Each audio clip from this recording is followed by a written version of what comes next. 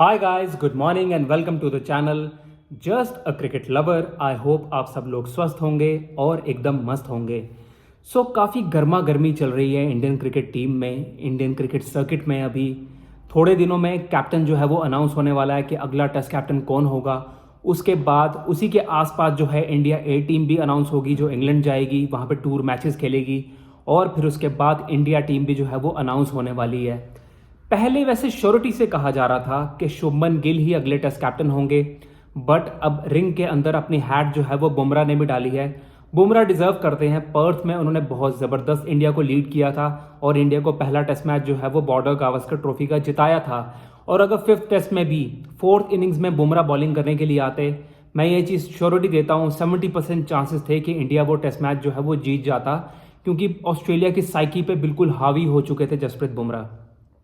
गिल के बारे में श्योरिटी नहीं है, मुझे बिल्कुल भी श्योरिटी नहीं है गिल के बारे में, क्योंकि गिल ने ओवरसीज अभी तक किया क्या है। उनकी सिर्फ एक 90 ऑड रन की इनिंग्स है जो उन्होंने गाबा में खेली थी, जहां पे ऋषभ पंत ने जो है वो ऐतिहासिक इनिंग्स खेली थी।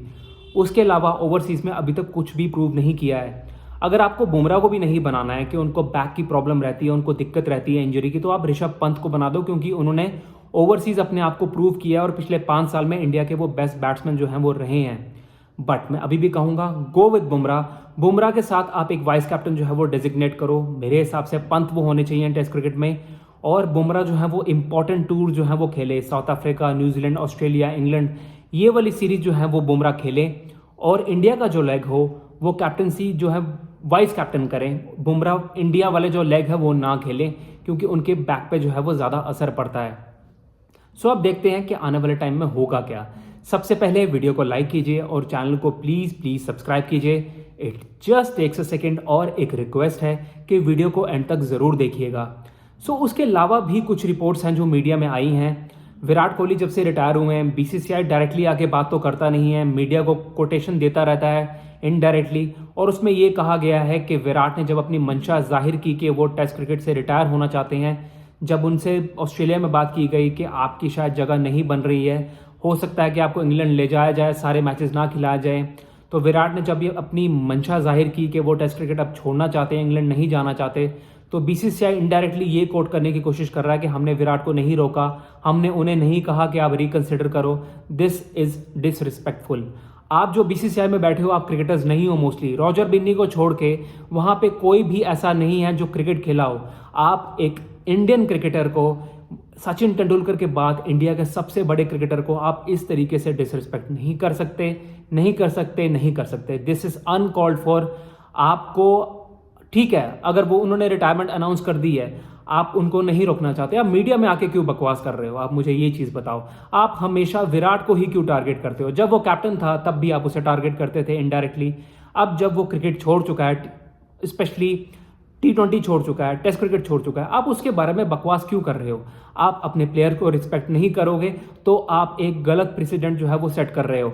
आप वहाँ पे बैठे हो चलाने के लिए, एडमिनिस्ट्रेशन चलाने के लिए, क्रिकेट चलाने के लिए क्रिकेटर्स बैठे हैं। आपको ये चीज़ नहीं करनी चाहिए। अब कैप्टनसी पे आते हैं कि कौन जो है वो टेस्ट कैप्टन बनेगा। विराट के बारे में अगर मैं ये चीज़ कहूँ तो मैं ये कहूँगा कि मेन जो है वो किरदार वो गौतम गंभीर और आगरकर का है। नो डाउट आगरकर बहुत क्लैरिटी से बात करते हैं, प्लेयर्स के साथ वार्तालाप उनकी होती है, बातचीत उनकी होती है, वो उनको एक सेंस ऑफ क्लैरिटी देते हैं। बट आपने एक वॉइड क्रिएट कर दिया है इंडियन टेस्ट क्रिकेट में। वैसे भी टेस्ट क्रिकेट देखता कौन है? आपको ये चीज़ सोचनी चाहिए थी कि आप उन्हें बाहर कर रहे हैं। अश्विन चले गए हैं, रोहित चले गए हैं, आप विराट को भी बाहर कर दोगे तो सीनियर लीडरशिप ग्रुप में रहेगा कौन? कोई भी नहीं है। Just by matches KL Rahul सबसे ज़्यादा सीनियर है, उसके बाद बुमराह। ये गलत हो रहा है जो भी हो रहा है। उसके अलावा टेस्ट कैप्टनसी की बात करें, गिल और बुमराह जो हैं वो मेन कंटेंडर्स हैं। मेरे हिसाब से बुमराह को बनना चाहिए इंडिया का टेस्ट कैप्टन। ओवरसीज उनसे कैप्टनसी करवाओ।